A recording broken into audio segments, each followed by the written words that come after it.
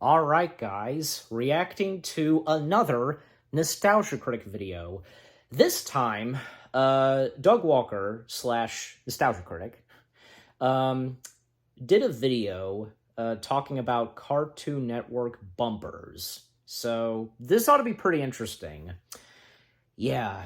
I gotta say, Cartoon Network had some pretty cool bumpers. I remember seeing some of them. Like, there was one where, like, in the early 2000s, there was one where some of the characters were, like, hitting a glowing ball or something like that. That's the best I can describe. And then there was that time where, like, these, like, white clear figures were running around, and sometimes they would be, say, characters from the Cartoon Network shows, like I remember, like, I think Ben 10, Generator Rex, The Clone Wars, yeah, stuff like that. Yeah, I do miss the good old days of Cartoon Network, and gosh, some shows that I missed out on watching, like this, for example, Grim Adventures of Billy Mandy, and Evil Con Carne. There was also Codenamed Kids Next Door. I mean, some of those shows, like, did, like, re-air on Cartoon Network. Like, at times there were some reruns. Ugh. Especially when Cartoon Planet came back. And I remember watching a good chunk of Cartoon Planet, like Codenamed Kids Next Door was one of them. I'm not sure, maybe Grim Adventures was shown on Cartoon Planet, I don't know. And especially, one of the big shows I remember watching on Cartoon Network, well, was The Clone Wars. Yeah. Fond memories of Cartoon Network and some of the good old shows. As of now, Cartoon Network, it's really not the same, They really need to bring back some of those shows, like, I know that Foster's Home for Imaginary Friends and Powerpuff Girls are being brought back by the creator himself. And maybe the same thing can happen with some of the other shows, like Grim Adventures of Billy Mandy. That's up in the air. Like, why hasn't Cartoon Network not considered that? And I know probably Maxwell Adams, he's considered that too. And also, The Amazing World of Gumball, like, that came to an end a couple years ago. And apparently we are to get a Gumball movie, but who knows still. We'll just have to wait and see. Also, I do have something, to eat, as, I sometimes do in reaction videos. But, enough said. Let's get to the video itself. In 3, 2, 1, begin. This episode brought to you by Factor, America's #1 ready-to-eat meal kit. And of course, we have the intro.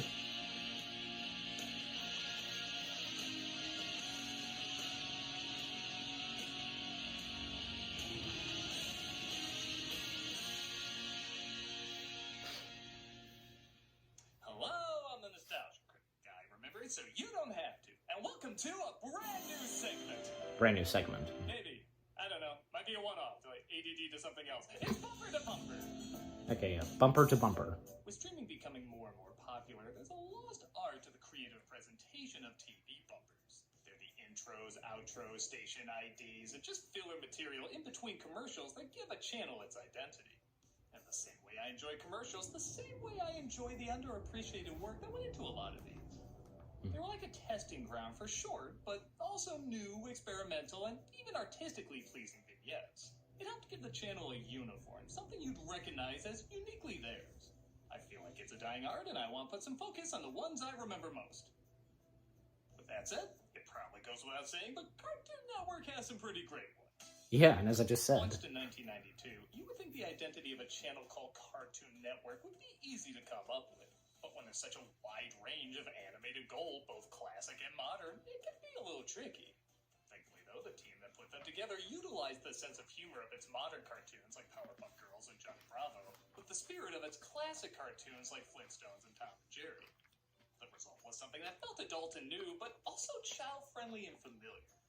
I'll admit when Cartoon Network really started taking off, I was probably the wrong age to really be into it, but I did check it out from time to time. I liked seeing classic shorts like the Looney Tunes, got into one or two of the newer shows like Dexter's Lab, but I'll be honest, my favorite thing about it was the bumpers. Yeah. It's not like today where And you seeing could the just look characters them in the all real up on world. YouTube. You had to watch the shows, get through the commercials, and when one finally popped up, it kind of felt like you found hidden treasure, like a little moment that was made for you and maybe just a select few other people, because they really were well put together. Now keep in mind, I'm not going to be able to cover all the bumpers, IDs, intros, outros, etc. Yeah. As, hey, I didn't see them all.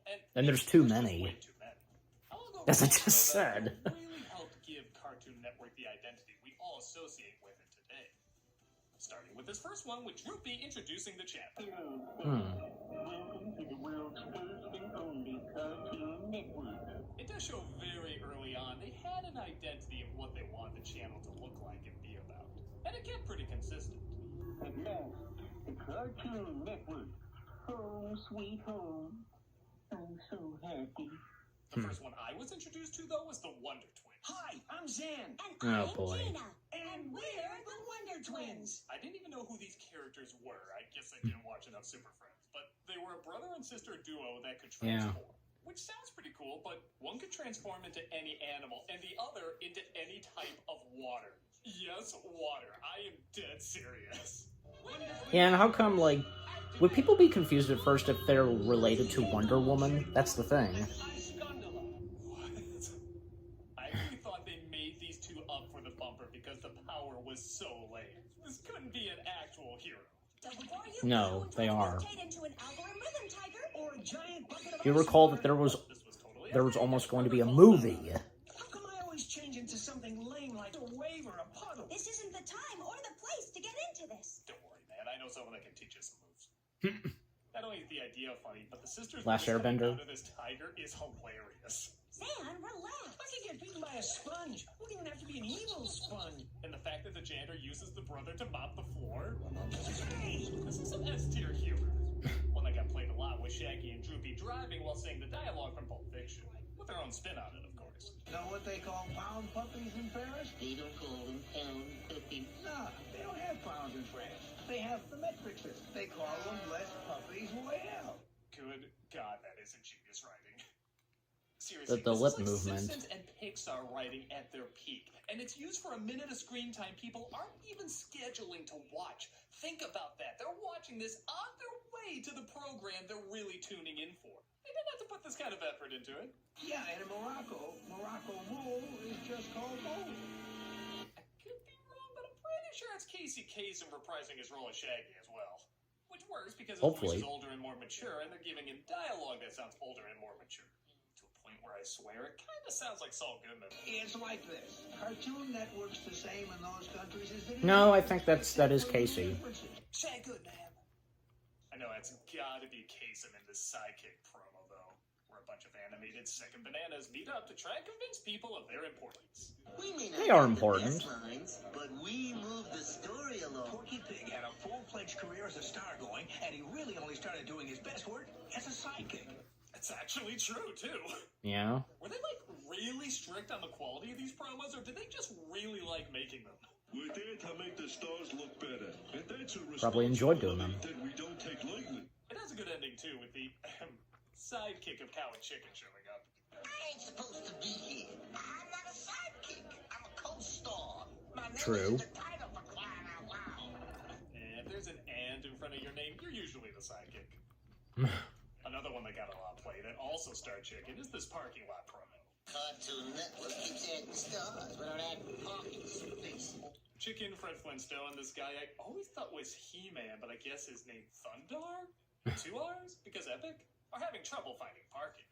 He's there for Papa Smurf. Can no leader go undated? Okay, Papa Smurf needing that large a space already cracks me up. Space Ghost offers his spot, but remembers he flew into work. Silly me. Oh, brother. However, one is spotted just as Scoob Racer spots it. All right, boys, I need your foot power to help me gun it. And this contrast of different cartoon sounds always gets me.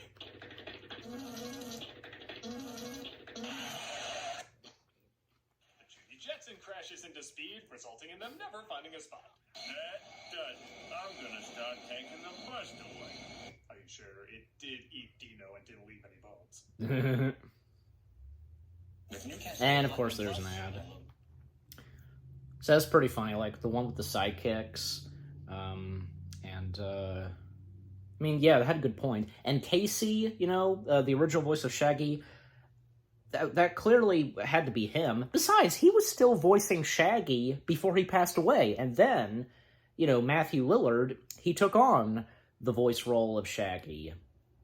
And I guess you could say that Matthew Lillard was the only good thing from the live-action Scooby Doo films, because he does an excellent impression of Shaggy. He does, and it's very nice to see that, you know, he would go on to voice Shaggy. And, you know, obviously, he'd have to get Casey's approval and his blessing, you know, the handing of the torch, and I think we all should remember that joke in Looney Tunes Back in Action where Shaggy and Scooby are arguing with Matthew Lillard. It's for laughs, but I have no doubt that probably Casey got a kick out of Matthew Lillard's impression. And as I said, getting Casey's approval and his blessing that, you know, Matthew would be the new voice of Shaggy. So, yeah. And again, about the sidekicks, yeah, they're an important part. Gosh, you know, Robin, Boo Boo, and Barney, like, yeah, they're important characters as well. So, and, you know, sometimes it's the sidekicks that really, like, audiences really enjoy. Like, a good example, the Disney sidekicks. Oh my gosh, who doesn't love the Disney sidekicks? So, anyways. Okay, back to the video. Fred shows up in another one where he's denied service at a gas station by a character that, I could be wrong, but I guess is probably wouldn't fly today. I can sell you flip-flops. I know who he is, but I forget his name. You're saying I can't buy shoes because I don't have shoes? And you, blue dog, no pets. He sounds just like my karate instructor. It is funny, though, as he bands together with other cartoons to try and get somewhere. Can I get some service, please, sir? Horses, that's not shoes. These are horseshoes. Oh. Shoes! And you have to have pets. That sign doesn't say pants. We have a naked Fred Flintstone on a bumper for a kids' network. This is too much right. Yeah. If you're an uptight parent that's offended by this, keep in mind Weasel's head could have been even more suggestively placed. But I gotta use the back. Why does Huckleberry have to cover himself? These writers knew if you just take characters with strong personalities and put them in random situations, the writing kind of takes care of itself. Yeah. Take this bit where a newcomer from Sheep in the Big City, who I guess wouldn't be a newcomer for long, tries to make friends with Cartoon Tyria. Thursday?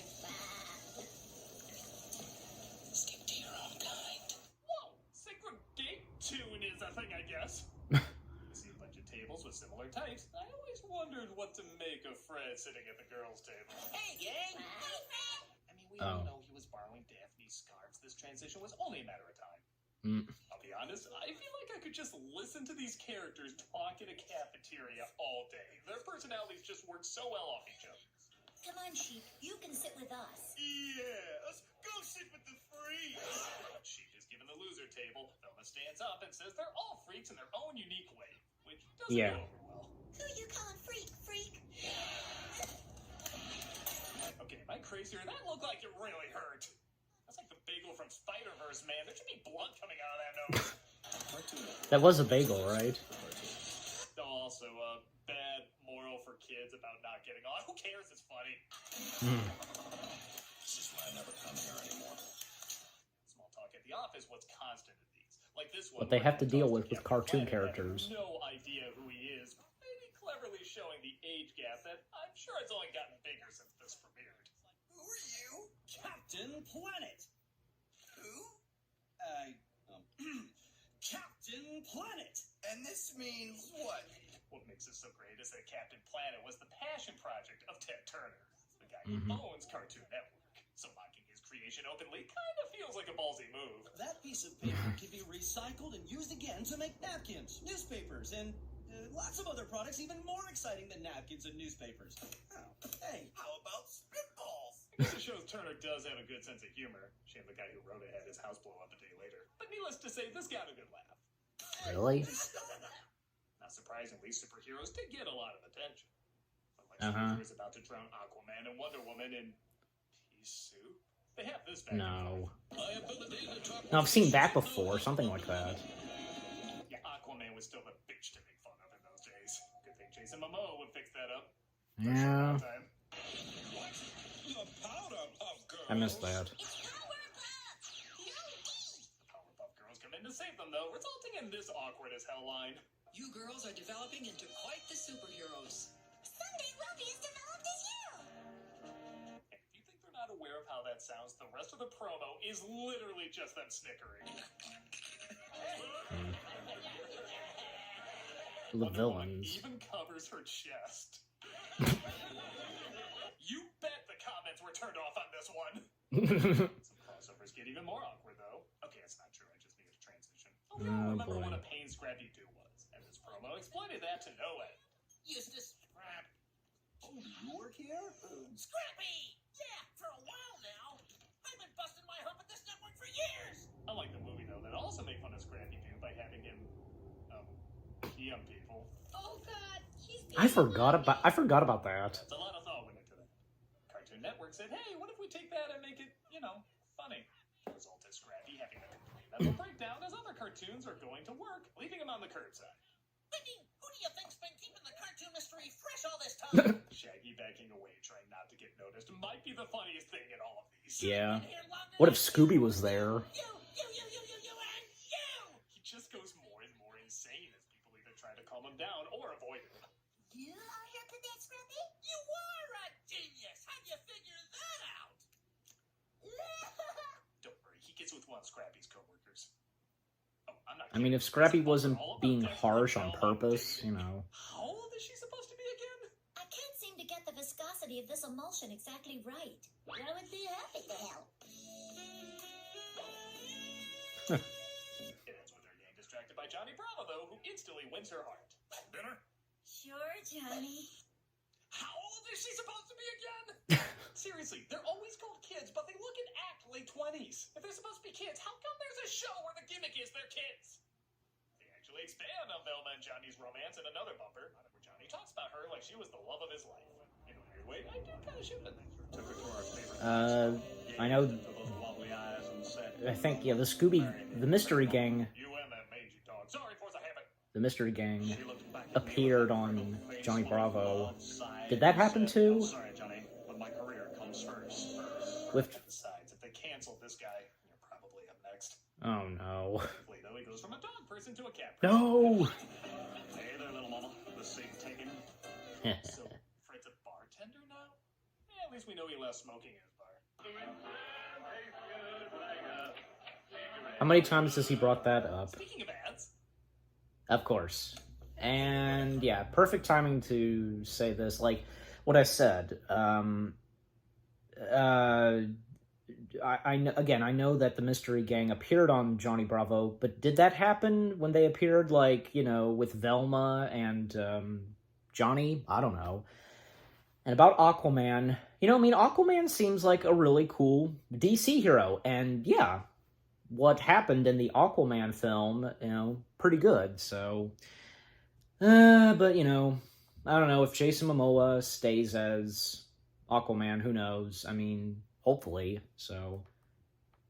Alright, so... let's continue. The ads are finished. Begin. Car 54, car 54. Oh, okay. Well, there's already... I don't need to really play this one. I'll just skip it. Okay. And, sponsor for Factor. Ah, crap. Give me a second. Especially when it comes to editing these reaction videos of reacting to something Nostalgia Critic, boy, that's a joy. Trying to sync in. I always do my best to sync in the video with the audio. You get my point. So I always do my best. I feel like maybe I'm off, but hopefully not. I don't know. Alright, but anyways, let's continue. With all the Fred appearances, you would think the Flintstones would be the characters these bumpers like to use the most. But more likely than not, that honor probably belonged to the Scooby Doo characters.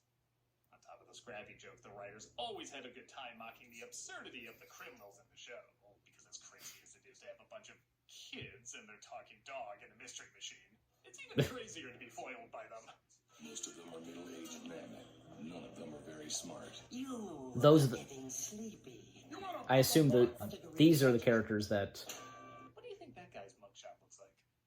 I don't know. A big part, in my opinion, of why a lot of these work is combining the animation with real life. Yes! Comedy funny or imagining what it would be like if these characters existed in the real world. Yes! Like, it's fun!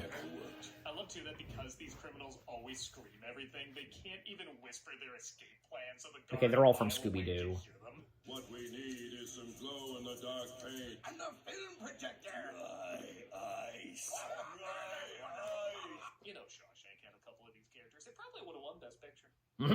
I learned that scaring people away from property only drives down the value. If I'd only known that 30 years ago. But my parents were carny folk. Okay, I legit want to see a movie on this. These backstories are fascinating. But nothing topped, arguably, their magnum opus, the Scooby Doo project. Yes! Yes, this came out when everybody was doing a Blair Witch parody, but when Cartoon Network was doing a Scooby Doo marathon, they pulled out all the stops on these intros and outros. The old school cartoons would play like normal, but in between the commercials, they would run this continuing story of the gang getting lost in the woods and being haunted. Who got these snack crumbs in my sleeping bag? Maybe it's Daphne. Now, why would I complain if it was me? These two styles blended so beautifully, it was impossible not to get a ton of laughs out of it. My feet hurt. Well, is it our fault you wore high heels on a hiking trip? At least I try to look feminine. Again, I wasn't even that big on watching Scooby-Doo reruns as an adult, but I checked in on this just to see these bumpers. And that's Norville Rogers. It's Shaggy. Who wouldn't? Why nobody calls me normal? Well, no one that likes you. It's Oh... amazing how well this plays out, just like a usual Scooby-Doo episode, but also a parody of Blair Witch. Mm-hmm. Lost my glasses. Here we go again. Velma, for crying out loud. Did you guys know that there was one of How many Muppets? times have we told you? And to cut them all together, it actually does have a beginning, middle, and end. You may not have even noticed they were supposed to be bumpers if you watch it all as one thing. Zoinks! We're never gonna get out of here. Zoinks. Was this one That's all you have to say. whole bumper? Yankees. I don't know. We're royally zoinked. The whole collection adds up to just a little Okay. under 20 minutes. It's crazy the amount of work they put into just these little intros and outros to a poorly animated cartoon show that's decades old. It really shows the impact it had on the writers despite it being so low budget. And now, here we are years later watching this similarly low budget production with fond memories. Lost my scarf. It's my favorite one. It's so brilliant. If you can find a collection of them all spliced together and put in order, do it. It's so worth the search. Did you hear So this? was Split. What could've just Uh-oh, been Scrappy. little throwaway promos that nobody would remember is something people are still searching for and laughing at literally decades later. Where are you?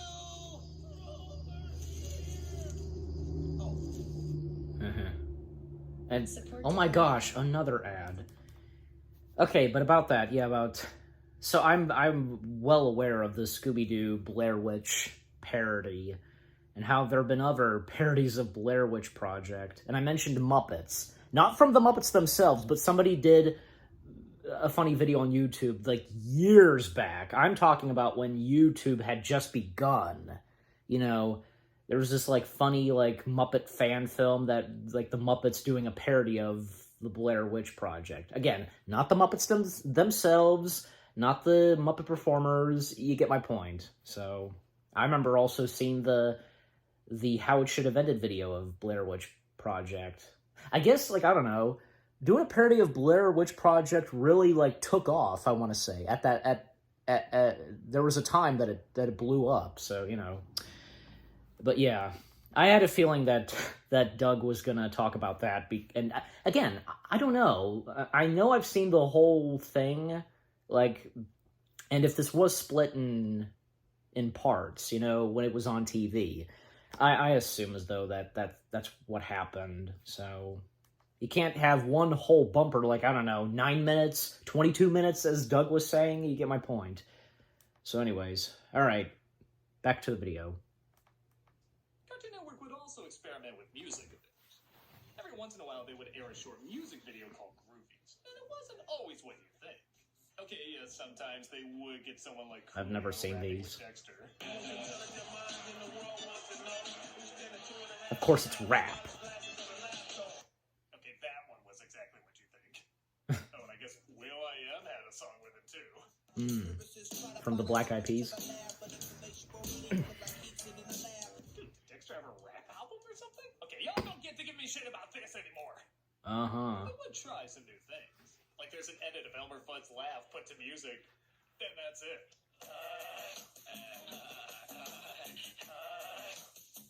I wonder if I've seen something like this. It's really odd, but also kind of hypnotic. Not gonna lie, it's kind of hard to turn away from. Sometimes the music videos would play on a joke, but also kind of tell a story. One of my favorites is a really catchy song called Circle, sung by Soul Coffee.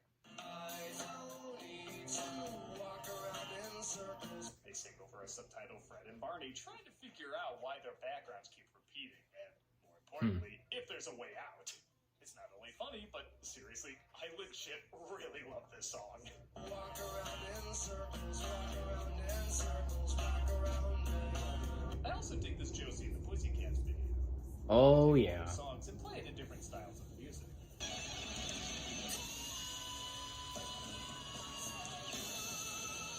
It's such a simple idea, but it's really fun to watch and listen to. They're pretty creative as well. Though seriously, this country version is pretty damn scary. Well, What the hell is that? I know what it's supposed to do, like what it's supposed to be. The style. Characters like Devo about Mojo Jojo. Or they might be Giants about Courage the Cowardly Dog. And they were usually pretty good. They didn't feel like sellout cover songs or bands that were just doing it for a paycheck. The styles of these groups often did match the feel of the show and characters. So I'll admit, as time passed, I did start to focus on other things and didn't pay as much attention to Cartoon Network, but I do remember at one point the bumpers switching to something a bit more consistent. They pretty much made Cartoon Network look like a big city, and you would just see the characters kind of living out their lives in between commercial breaks. Hey guys, groovy ride. Want a lift? Okay, dude, let's see what that jalopy can do. What's a jalopy? It's a robot. While I do like the variety of the other bumpers more, I will admit this did add a little bit more of a continual flow. Again, it almost felt like these characters had lives outside the shows we were watching. It made them feel more real. Oops. Sorry about that. They were a bit more laid back, but honestly, that Grim. was kind of welcome.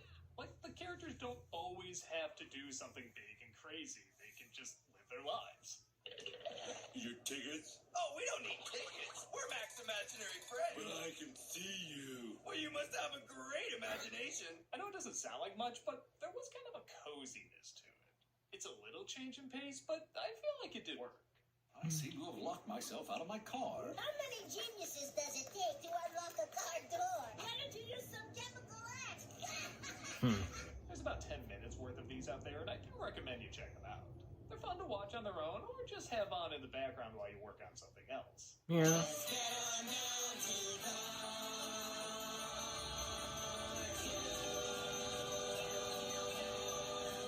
And after that, I really haven't kept up. Like I said, many of us are getting more and more into streaming, so I haven't really been keeping track that closely. But with that said, it is cool that a series of bumpers that were meant to only entertain for a short period of time are not only being remembered years later, but still making us laugh. Yeah. If you go online, you find a lot of these compilations have over 1 million The good old views, bumpers. so it shows their hard work and creativity really did pay off and leave an impact. Absolutely. Okay, I can't say these are epic masterpieces or anything, but for the bare minimum job that most bumpers require, Cartoon Network certainly went above and beyond and showed they really cared about what they were working on. Yep. And no doubt left a gigantic mark on those that watched it every day, and even the casual viewer like me who checked in every once in a while, but still took a great deal from it. With that said, what were some of your favorite bumpers? Were there ones that came out after the time period I was talking about, or did I miss one that maybe left a big impact on you? And on top of that, Would you like to see more of these? Yeah. Do you want to see a special on, say, the Nickelodeon bumpers or the Disney Channel bumpers Yeah. or the MTV Yeah. bumpers? Let me know if you're interested in me checking out others, and we'll see if we can make more in the future. Yeah, that'd be fun. Like, I'm a nostalgia critic guy, remember? So you know that. that'd be fun. Like, Someday we'll be as developed as you. okay. Had to let that, It's cystic fight. okay. Another, as for every nostalgia critic video, like, ending off with a charity shout-out, and still, charity shout-out that has to do with cameo, etc. Alright, I was gonna mention about, Doug doing more of these, but I will talk about that in the jump cut. Hey guys, so that was my reaction to the Nostalgia Critic video of Cartoon Network bumpers, and that was really good. So what I was going to say was that, yeah, I would be down for Doug to do more of these, talk about bumpers, from other networks, like, say, Nickelodeon and Disney. They definitely seem to be the top, bumpers to talk about. Yeah, Nickelodeon and Disney. I'd be down to see those. And also bumpers of MTV and I don't know. I mean, those are like mostly he showed clips of those, like Nickelodeon, Disney, and MTV. But I don't know. What about, like, say, I don't know. I've not really seen that many bumpers of these, but I don't know. Like, say, Fox, or, well, FX, I guess you could say. Fox, FX, blah, blah.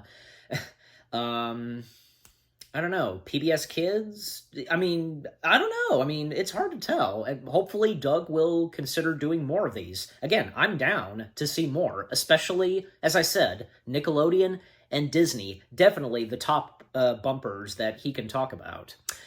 And another thing is, I actually checked, and yeah, because I didn't see it for a split second that, mentioning about Aquaman and how, we got the Aquaman movie, and, it seems like Jason Momoa is going to step down as Aquaman for a new DC role. I remember hearing that very clearly. Like, I don't know, is he going to play Lobo or something like that? I mean, who knows? I mean, if this is the case, then, I mean, who could be the next Aquaman? I don't know. But, anyways, so I remember seeing, as I said, I remember seeing a good chunk of those bumpers, like, again, the Scooby Doo, Blair Witch parody, Josie and the Pussycats, gosh, like, the bumpers that were on Boomerang from Cartoon Network, gosh, I have so many fond memories of watching those. Again, one of them being Josie and the Pussycat. There were a couple of Quick Draw McGaw, one of Huckleberry Hound, that one where he's trying to sing, "Oh my darling Clementine," but there's just so much noise in the city, and he stops it. It's pretty funny. There was one of, I want to say, like a music video of Yogi Bear, and there was one with a rap song, something like that, of Magilla Gorilla. We got a gorilla for sale, Magilla Gorilla for sale. Won't you buy him, take him, try him? I remember that very well. And more on Cartoon Network, I'm surprised that Doug didn't talk about, anything that has to do with Looney Tunes. Gosh, I remember those bumpers where, I don't know, it had to do something with, I guess in celebration of Looney Tunes, maybe it was for its anniversary, I don't know. But basically, some of these bumpers where we see giant statues of the Looney Tunes characters, I don't know, I think, one statue of one of the Looney Tunes characters, right next to the Golden Gate Bridge, or I guess, one of Wile E. Coyote out in the desert. I don't know. But you probably know what I'm talking about. And also, there were these collection of bumpers celebrating Cartoon Network's birthday. Every single cartoon character that had been on Cartoon Network, you know, in these bumpers, like one where, like, different characters are driving vehicles, and at one point, right as the bumper ends, Mordecai and Rigby from Regular Show, they crash into Fred Flintstone's car. And there's one where, you know, they're having a party, and one of them is where Gumball, he's desperate to go to the bathroom, and Grimm, he pops up and he says, "We all have to go sometimes. To the bathroom, that is." And Gumball's like, you know, "I don't think I have to go anymore." And speaking of Gumball, there was one where Gumball, like, he couldn't resist, you know, chasing the red laser, you know, as any cat, you know, how can a cat resist that? It's pretty funny. Top Cat and Tom, from Tom and Jerry, that is, they're there, and, you know, they have no interest in the red laser, and this was pretty clever. Top Cat saying to Tom about Gumball, "Meet the new guy." It's true, it's true. Gumball being a new cartoon cat, and, you know, Top Cat and Tom, you know, they're the old school cartoon cats. You get my point. That's pretty clever.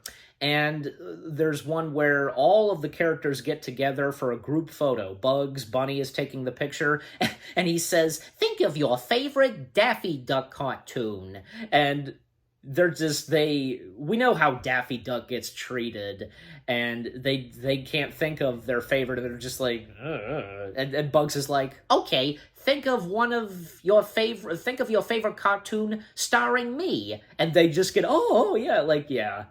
Yeah, still, poor Daffy, you know, he's a big major Looney Tunes character right next to Bugs, so, you know, but that's the joke, I get it, you know. Heck, even in the Looney Tunes show, how Daffy is treated sometimes, they've never stopped doing that to poor old Daffy, so. And by the way, speaking of which, Scrappy Doo, oh boy, because that one bumper on how some of the Cartoon Network characters are treating Scrappy. Well, yeah, I mean, you know, ever since Scrappy debuted, you know, he's been the most hated Scooby Doo character and the most hated Hanna-Barbera character in general. I think right next to the Martian from the Flintstones. Oh my gosh, like, I remember having a couple of conversations with my parents about Scrappy and the Martian, and they don't like those characters, and I have no doubt that some of you don't either. But to me, I have no problem with them. They never bothered me. And the Martian, I don't know. I mean, I think it's kind of cool. I mean, let's face it, sometimes, I don't know, you throw something dinosaur-related into sci-fi, it's true, so you get my point. But yeah, so many great bumpers that Doug, as the Nostalgia Critic, talked about, and, you know, as I mentioned, you know, there are a couple that he missed out on, and as I said, like, those where Cartoon Network was celebrating their birthday/anniversary. Yeah, but, oh well. You know, the video was still good, and yeah, a lot of great bumpers, some that I have seen, and some that, yeah, I have not seen. Like, some of those bumpers where there's a bit of rap and stuff like that. Yeah. But what about you guys? What did you think of the video itself of Nostalgia Critic talking about the Cartoon Network bumpers? And what did you think of my reaction? Leave comments and give this reaction video a like, as always. So, with all that being said, thank you very much for watching. I hope you guys enjoyed my reaction to the Nostalgia Critic video of the Cartoon Network bumpers. More reaction videos coming your way. They're going to be awesome. Keep looking forward, and I'll see you guys in the next video /reaction. Take care, and peace out.